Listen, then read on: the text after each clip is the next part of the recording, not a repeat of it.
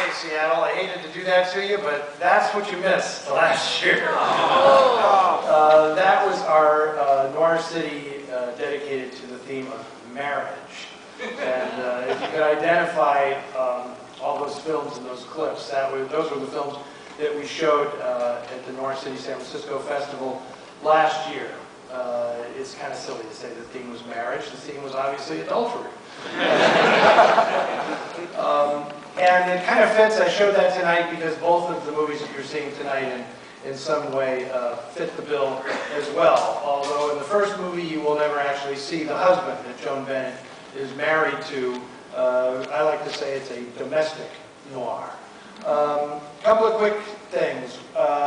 We are so appreciative of the incredible response that we've had from the audience at this festival, and also from so many people who have purchased merchandise and also given very generous donations to the foundation during the festival. Greatly appreciate that. And I do want to point out that over the next couple of days, our last 2 days here, we'll have a last little donation drive for the festival, because Seattle's own Fantagraphic Books, Gary Groth at Fantagraphic Books, has been kind enough to give the foundation some copies of Mark Fertig's fantastic film noir poster book.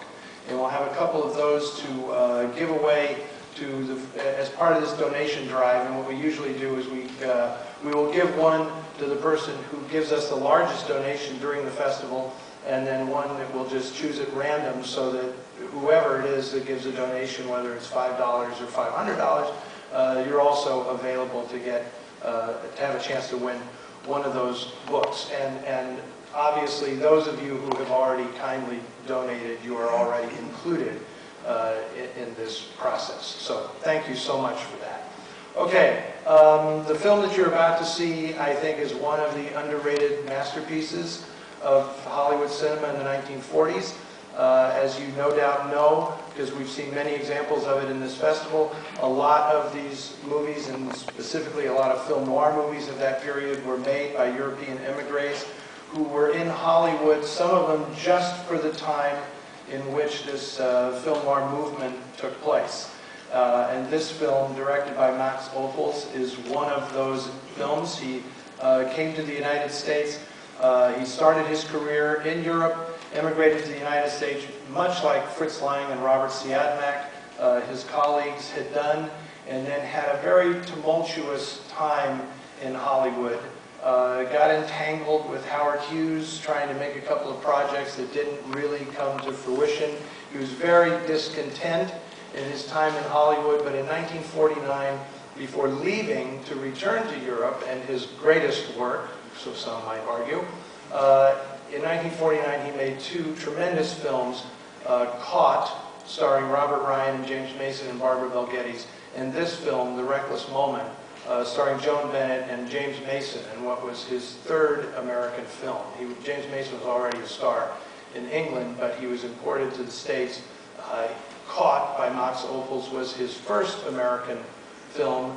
He made Madame Bovary, and then he made this film, in which he is just terrific. Fish out of water completely in this movie, but that's appropriate. One thing that's really interesting about this movie, and refreshing myself on it, I looked at a lot of stuff that was written online, and I was a little taken aback to see even the people who rave about this film are a little dismissive of the source material, because I'm surprised how many of these reviews said Max Ophuls was a genius because he made such an incredible film out of a really pedestrian, mundane story from the Ladies' Home Journal. And they love to say, oh, it's the Ladies' Home Journal because this is what I would call a domestic noir. It's mom noir. Joan Bennett plays the most fierce, tenacious mother you may ever see in a movie. And that is such a disservice to the writer of the original novel, Elizabeth Saxnay Holding, whom none other than Raymond Chandler said was the best writer of suspense in the business, bar none. And she was really a tremendous writer, in this book, which was called The Blank Wall, is probably her masterpiece. But as I pointed out, and will continue to point out, because the more I learn about this, the more it becomes ingrained in me, you know, so much of the history of these movies and of the time has been written by male scholars that they have a tendency to really easily dismiss the work that women provided on these films, be they producers or writers. I mean, obviously women didn't direct these films except for Ida Lupino, but to say this is a pedestrian story from the Ladies' Home Journal is totally missing the point. Max Ophuls does a magnificent job of directing a tremendously written screenplay. Mel Dinelli adapting this from that novel. And I think only now is Elizabeth Holding sort of getting her due as a writer. And some of you may not even know this, but you may have already seen this story because recently it was remade as The Deep End with Tilda Swinton playing the Joan Bennett part. David Siegel and Scott McGee did that remake, which is actually really, really terrific. And I highly recommend it. But this film is just a masterwork of direction, I feel.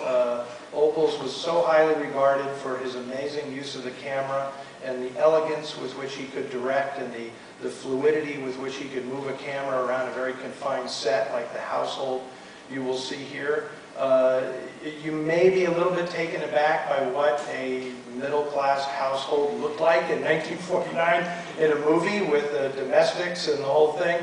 But this is a really amazing film and a little bit provocative for its time in the depiction of Geraldine Brooks's relationship with the older man in this movie. And I can't say enough about how great I think this film is. So enjoy it, and at the top of the next show, sit tight because there's a little short documentary film that will explain about the history of the second half of our double bill tonight. And then I will be back with more special treats at the top of the next show. So you made the right decision tonight to come and see The Reckless Moment. Enjoy.